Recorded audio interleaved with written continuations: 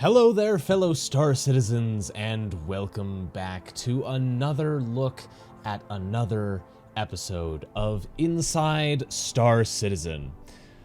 This episode, I haven't watched it yet, so we're going to be watching it together, but I know that this one has something to do with caves and cave technology. It's called New Wave Caves, so I'm pretty excited to see what CIG has planned for us and what they have in store and what they are going to be working on. So let's jump right into this, shall we?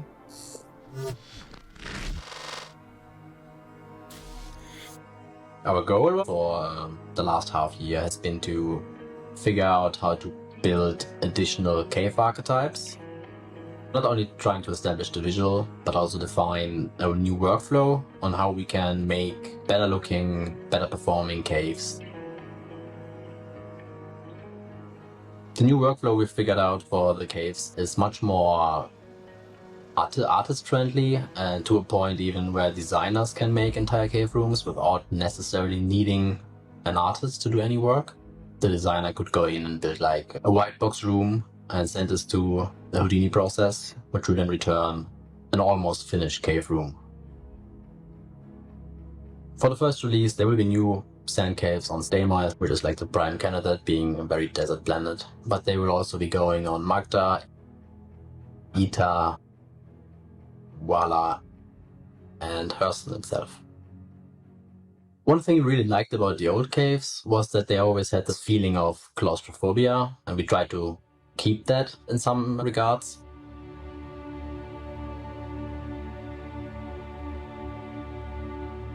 Another thing that was always a concern with the old ones was that it was very bumpy to walk through them. So one thing we definitely improved on is walking through them and traversing the space is much smoother and feels nicer in general. Also, we added a lot more natural light sources, so you will have much more cinematic experiences going through them.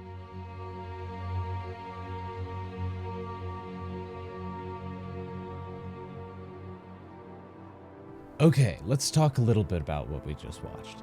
So they are essentially redesigning the cave technology so that it's a lot easier to generate and create caves with different layouts. They don't necessarily have to have specific artists going in and mapping out all the caves and applying all the textures because of the technology that will be able to actually go and generate these caves. And from what I saw, they look really cool. The textures look a lot better. It's not just like the standard like blocky rock textures. There looks like some like sandstone caves, and I assume they will have like different types of stone depending on the planet that you're on, the environment of that planet and stuff like that. Being able to put caves on moons, on planets, stuff like that is going to do a lot to create even more places to go and visit, whether it be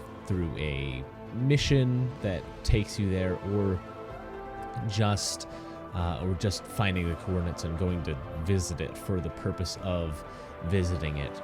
I've always thought that the current caves we have are a little bit obnoxious to go through. There's a lot of places where it can be kind of a struggle to actually get through the cave. Sometimes the like mantling system doesn't work correctly, or sometimes the ceiling can be a little bit too low, or there's like a rock on the floor that makes it so that you like can't fit through a gap. So hopefully this change to the cave technology will address some of those problems and make it a little more functional, make it work better. So I'm pretty excited about that, but let us continue and see what else they have in store. For the first release, there will be no missions, but hopefully very soon will be remedied shortly. And also for the first release, the caves will be walkable on foot only, like no vehicle entrances, no ship entrances, but the workflow is flexible enough to accommodate those once we get to those. Like this first release is mostly about showing the community the visual we've developed for this archetype. Additional archetypes that are like we are scheduled to work on in the next 1 year It's going to be the rock archetype, which will replace the existing caves. Then we also have the acidic archetype, which will fit into Ariel and less parts of Stanton, where like those bubbling acid pools, or salt or sulfur pools. Then there's also the ice archetype, which will be great for Microtech and its moons, for example. And the last one that's actually scheduled is the overgrown one, which will also work well on Microtech in the forests and on Hurston. We as a team are quite proud of the experience we managed to achieve with the new cave archetype that's coming out. It was really fun for us to do and like make this excursion and try to figure out all the problems that come with that. We're looking forward to building all the other archetypes as well. The established workflow now, which should go much faster and hopefully result in some really cool looking new places the player can experience. Alpha 3.18 is slated to bring with it a number of new aspects to the persistent universe. From the new rivers, the arena racetrack, the Korea revamp, the prison additions, and new sand caves that we've already discussed this quarter, to the cargo refactor, hull scraping, and persistent entity streaming, and more that we'll be covering over our next 5 weeks. But occasionally, we like to look even farther ahead and explore the earliest prospects of work that's only now just beginning. And this week, we've got Star Citizen Live game director Todd Pappy to share with us plans for our new player experience, the first in-game tutorial since Old Gunny tried to help us pilot our way out of the asteroid hangar oh so long ago. So I'm just going to pause it here before we go on any further in the video so that we can talk about a couple things that Jared mentioned here. And these are things that make me very excited because he talked about a lot of the systems that are supposed to be coming in Star Citizen's 3.18 patch. And that's super exciting because he mentioned things like salvage hull stripping, the cargo refactor, other stuff like that, which I know that a lot of people I've seen in my Discord community, for example, a lot of people have been kind of skeptical that those systems were going to be actually making it into the patch. So hearing him mention them, especially in the context of them being in the 3.18 patch, is really exciting. And I'm really hoping that we can get these systems in the patch because they are going to be instrumental in building foundations for the final systems that the game is going to need to be more of a game and to be better. They're systems that we've needed for a while and we're finally getting them. Especially salvage, people have been waiting for forever and we're finally getting it. But if all of these systems do manage to make it into the patch, I think 3.18 is going to be absolutely amazing. It's going to be a great patch if it ever actually comes out.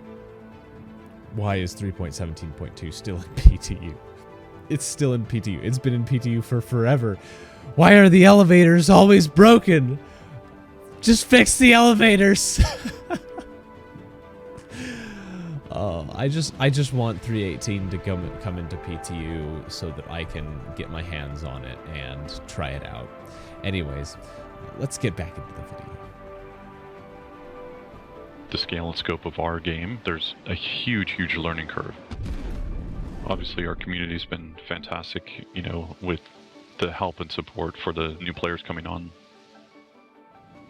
I think with any game of any size, there needs to be some sort of new player experience to help break down those barriers.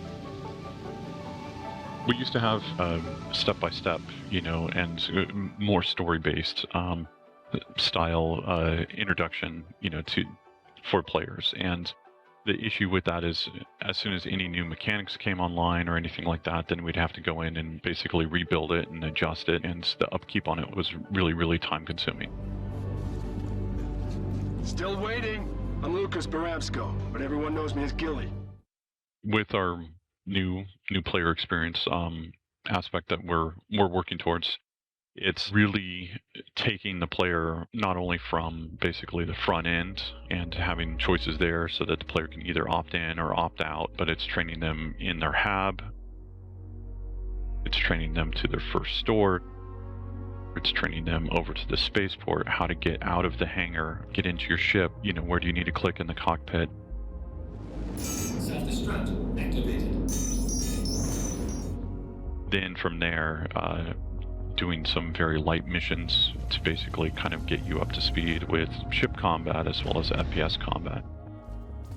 Right now, the teams are working towards FPS HUD that is being built for S42 so that it's got basically contextual hints that are up all the time and you're in different states. So it's basically player interaction experience that we're working on and we've spec'd out, for S42 as well as for the persistent universe. Okay, let's talk about this very briefly. First of all, it looked like the developers and the other people who work with CIG internally had a lot of fun recording clips for the tutorial demonstration. I've got a big old smile on my face because some of those were really funny. Just the Aurora getting blown up by the Idris, which it deserves because it's a horrible, horrible, horrible ship. I hate the Aurora so much. It's so ugly. I absolutely despise it. And then also activating the self-destruct inside the Aurora obviously is the only thing that you should be doing inside of an Aurora. But I think that Star Citizen as a whole can be pretty intimidating to newer players, especially when you come in and there's not like any type of tutorial at all. There are some like hints that tell you what you're supposed to do, but I know that I was able to figure it out fairly easily myself, but some people are a little less inclined to figuring out mechanics of a game on your own. Some people like to kind of be told, here's everything that you are supposed to do or can do, rather than having to go and figure it out by yourself. And so I think this is something that's really valuable to the game. I think that I wonder if there could possibly be an option to say, yes, I would like to do a tutorial, or no, I don't need this. Turn it off and let me just play the game. They haven't said anything if it's going to be like optional or not, like the first time you play, but for those who really want a tutorial, especially newer players, especially I'm saying especially a lot today, especially as the game continues to add more and more and more and more systems and get even more complex, it's going to be very valuable for players who are coming in new to the game. So great change. Blow up more Auroras. I am in full support of this policy. Let's watch more of the video. So we're waiting on them to do the first pass on the HUD and the first pass on the system, and then from there that trickles down to us. We need to reskin it and do it. Regarding the subsumption hooks and everything like that, we've already got all that spec'd out. The teams are working towards that right now. Front-end experience, we just need to make sure that one of our team from USPU works on that and builds that out. Then there's all the signage and everything like that in our landing zones. Our branding team is going through and looking at that experience and doing the test on Area 18 at first, and then we'll be taking that to Lorville, New Babbage, and Horizon. It's a work in progress right now, but we're really working towards getting this out to the players, and this is just like a smaller bite size new player experience, and we'll be working on a much larger experience when we get closer to switching this over to beta. So what did we learn this week? Well, we learned that the EU Sandbox 2 team continues to build out the world beneath Star Citizen's worlds with new cave types including sand, acid, and soon ice. And that all those players out there currently helping new citizens get their start in the verse have help on the way as the new player experience continues to develop into the next year. Now don't forget that Ship Showdown is still underway, and it's your chance to determine the best of the best of Star Citizen ships and vehicles. And if you haven't seen some of the commercials and songs that have been created by the community, do yourself a favor and check those out. For Inside Star Citizen, I'm Jared Huckabee. We'll see you all here next week. Okay, so it looks like that's the end of the ISC. I don't have much to say at this point. I think I've pretty much said everything that I wanted to say. Not the most exciting ISC for sure, but I think that in the next few weeks, as Jared mentioned, we're going to be hearing about some more exciting things. I'm really looking forward to hearing about salvage. I'm super excited for salvage. I want to use my vulture. But that's something that we're just going to have to look out for in the future, I guess. Anyways, thank you guys so much for watching the video. I hope you enjoyed it. Let me know what you guys thought about this week's episode of Inside Star Citizen down in the comments below. And if you haven't subscribed to the channel yet, please make sure to subscribe. I really appreciate all of your support, and I will see you guys in the next video. I did that outro wrong. I'll see you guys in the verse.